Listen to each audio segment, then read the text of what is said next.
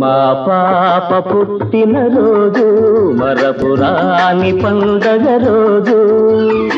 కలతలన్నీ కరిగిపోగా కలిసి మెలిసి మురిసే రోజు. పాప పుట్టిన రోజు మరపురాని పండగ రోజు.